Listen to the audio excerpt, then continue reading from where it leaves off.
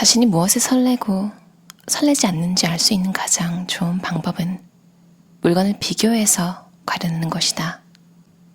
평소에 좋고 싫음이 분명했던 사람이 아니라면 물건 하나만 보고 설레는지 설레지 않는지 판단하기란 누구에게나 어렵다.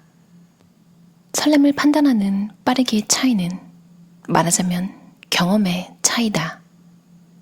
설레지 않는 물건은 일단 버리자.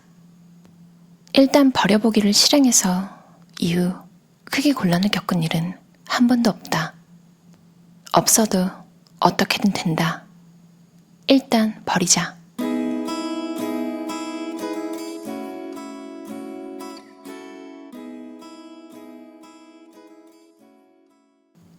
옷 중에서 베스트 3라면 이것들이 아닐까 하고 물건을 비교해봐야 비로소 설레는 감각을 명확히 느낄 수 있다.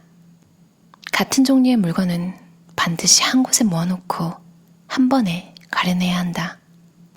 내 정리법에 따라 가장 처음으로 정리하는 물건은 의류다. 옷들을 가려낼 때 설레는지 설레지 않는지 판단하기 쉬운 나만의 비결이 있는데 그것은 바로 심장에서 가까운 것들부터 가려내는 것이다. 설레는 감각은 머리로 판단하는 것이 아니라 심장으로 느끼는 것이기 때문이다. 예를 들어 양말보다는 하의보다는 상의와 같은 식으로 심장에 가까운 것들일수록 가려내기 쉽다. 그래도 설레는지 설레지 않는지 모르겠다면 만지는 데 그치지 말고 한번 안아보기를 권한다. 옷을 심장 가까이 가져갔을 때 몸이 어떻게 반응하는지 느껴보면 설레는지 설레지 않는지를 판단할 수 있다. 즉, 만져본다, 안아본다, 다시 바라본다 등 여러 방법으로 그 옷과 마주해보는 것이다. 이 같은 방법으로도 판단하기 어렵다면 최후의 수단으로 직접 입어본다. 만약 입어보고 싶은 옷이 계속 나온다면 실제로 입어보고 한 차례 가려낸 후에 판단하는 것이 효율적이다. 처음에는 설레는 감각을 쉽게 알 수 없다. 고객들 중에는 처음 손에 든 옷의 설렘을 확인하는데 15분이나 걸린 경우도 있었다. 이렇게 시간이 걸려도 괜찮을까 하고 불안해하지 않아도 된다. 설렘을 판단하는 빠르기의 차이는 경험의 차이다. 익숙해지지 않은 단계에서는 충분히 시간을 갖고 자신의 설레는 감각과 마주해봐야 판단 속도가 빨라지기 때문에 결코 2단계에서 포기하면 안 된다. 설렘의 순위 정하기는 다른 종류의 물건에도 응용할 수 있다. 설레는지 설레지 않는지 망설여지면 책, 취미용품 등 어떤 종류의 물건이든 계속 순위를 매겨보면 좋다. 물론 주위의 모든 물건의 순위를 정하는 데는 시간이 걸리지만 베스트 10, 베스트 20 식으로 순위를 매기다 보면 이 물건 이하로는 역할이 끝났다는 생각이 들면서 자신의 설렘 감도가 명확해진다.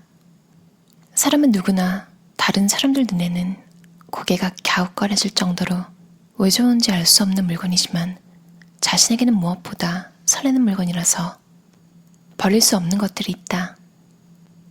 나는 매일 다양한 사람들을 만나면서 그들에게 자신만의 소중한 물건을 직접 보고 만지게 하는데 간혹 도저히 이해하지 못할 것들도 많다. 10손가락 각각에 다른 눈이 달린 손가락 인형들, 아무리 봐도 나무 부스러기처럼 보이는 유목수집, 낡고 고장난 자명종 등 그런 물건을 예를 들자면 이루 헤아릴 수 없을 정도다. 이게 설레세요? 하고 당황스러움 섞인 나의 질문에 고객은 주저없이 설레죠 하고 답한다. 반짝이는 고객의 눈빛을 보면 더 이상 할 말이 없다. 왜냐하면 나에게도 그런 물건이 있기 때문이다. 사람들이 이런 걸 갖고 있다니 창피하지 않니? 얼른 버려. 라고 말해도 이것만큼은 버릴 수 없다. 이런 물건은 당당히 사용하자. 누가 뭐라던 나는 이 티셔츠가 좋다. 이게 뭐야 하는 타인의 시선은 무시해도 좋다. 솔직히 이 티셔츠를 입은 모습을 남에게 보이지는 않는다. 하지만 가끔 꺼내서 바라보면 미소가 절로 나오니 청소할 때 즐겨 입게 된다. 이 티셔츠는 그런 나의 작은 설렘을 위해 존재하는 것이다. 내가 갖고 있는 물건 하나하나가 전부 너무 좋다고 말할 수 있는 것들이고, 그런 물건에 둘러싸여 생활할 수 있다면 그것도 행복한 삶이 아닐까? 그렇게 하기 위해서는 먼저 설레지 않는 물건을 버리면 된다. 이렇게 간단하게 행복해질 수 있는 방법은 아마 없을 것이다. 이것이 바로 또 하나의 정리의 힘이다. 설레지 않는 물건은 일단 버려라. 전혀 설레지 않는 물건은 일단 버리자. 버려도 된다. 내가 정리 연구를 본격적으로 시작한 것은 중학생 때다. 뭐든 닥치는 대로 물건을 버리는 기계 시대를 거쳐 설레는 물건만 남기는 것의 중요성을 알고부터는 하루하루 물건 가려내기를 실천하며 살고 있다. 설레지 않는 물건은 일단 버리는 것을 원칙으로 했다. 분명히 말하는데 일단 버려보기를 실행해서 이후 크게 곤란을 겪은 일은 한 번도 없다. 의외로 집안에 대체할 수 있는 물건은 얼마든지 있다. 예를 들어 주둥이가 살짝 깨진 꽃병을 버렸을 때는 당장 다음 날부터 난감하긴 했지만 페트병에 적당한 천을 씌워 사용했다. 손잡이가 너무 낡은 망치를 버린 후에는 심지어 프라이팬으로 못을 박기도 했다. 버렸던 물건이 꼭 필요한 경우가 자주 생길 때는 물건을 적당히 고르지 않고 디자인과 편리성 등을 꼼꼼히 따져보고 마음에 쏙 드는 물건을 고른다. 그렇게 구입한 물건은 평생 소중히 간직하고픈 최고의 물건으로 남는다. 정리는 단순히 물건을 버리고 남기는 작업이 아니다. 정리는 물건과 자신의 관계를 다시 바라보고 수정을 가하면서 지금보다 더 설레는 생활을 창조해가기 위한 최고의 학습 방법이다. 과감한 조치이긴 하지만 설레지 않는 물건을 일단 버리는 것은 진짜 설레는 물건들과 함께하는 생활을 실현하는 가장 빠른 방법이다. 없는 것보다 있는 것이 나을까? 절대 그렇지 않다. 없어도 어떻게든 된다. 설레지 않는 옷이면 실내복으로도 입지 마라. 정리할 때 고객들은 대개 돈 주고 산 것인데 아직 입을 수 있는데 하며 버리기 아까워한다.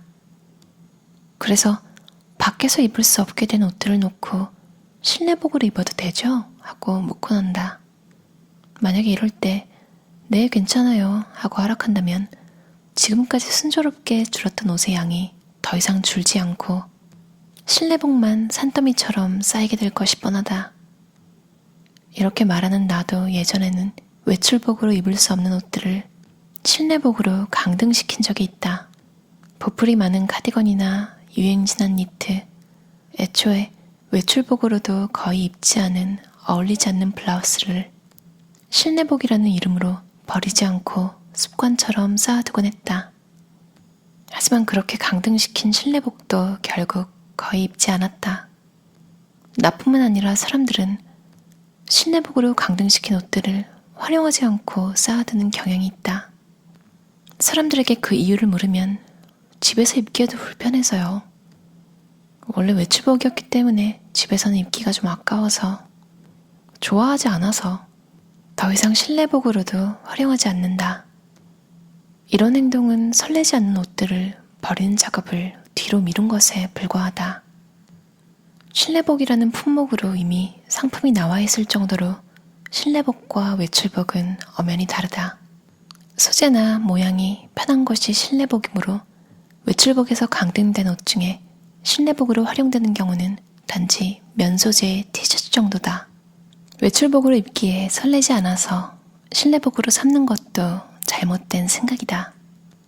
집에서 지내는 시간 역시 똑같이 활동하는 시간이므로 남의 시선이 있든 없든 시간의 가치는 다르지 않다.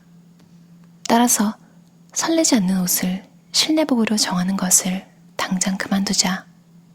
이상적인 집에서 이상적인 생활을 시작하려는데 설레지 않고 좋아하는 차림으로 보내는 것은 자신에게도 좋지 않다. 오히려 누가 보는 것이 아니기 때문에 집이라 해도 설레는 옷을 입고 생활하게 되면 자기 이미지가 향상되고 자존감도 높아진다. 개인적으로 최악의 실내복은 트레이닝복이라고 생각한다. 깨어있을 때도 잠을 잘 때도 줄곧 트레이닝복 차림인 사람들이 있다. 사람은 어떻게 옷을 입느냐에 따라 태도가 달라지는 법이다. 즉, 트레이닝복을 너무 즐겨 입으면 자연스럽게 자신의 생활 습관과 태도도 트레이닝복에 맞춰진 삶을 따라가게 되어버린다. 근무복에 설레지 않는다고 말했던 고객은 왜 근무복에 그토록 설레지 않는지 생각하다가 결국 일 자체가 설레지 않고 좋아하는 일이 아니었다는 사실을 깨달았다고 한다. 설레지 않는다는 느낌 자체가 자신의 소리 없는 진실을 말해주는 때도 있다. 물건과 자신을 연결하는 관계는 이 정도로 의미가 깊다. 정리를 통해 설렘의 감도를 키우면 마음가짐과 생활 자체가 달라진다. 그것이 정리의 목적이기도 하다. 설레지 않는 물건은 일단 버리자.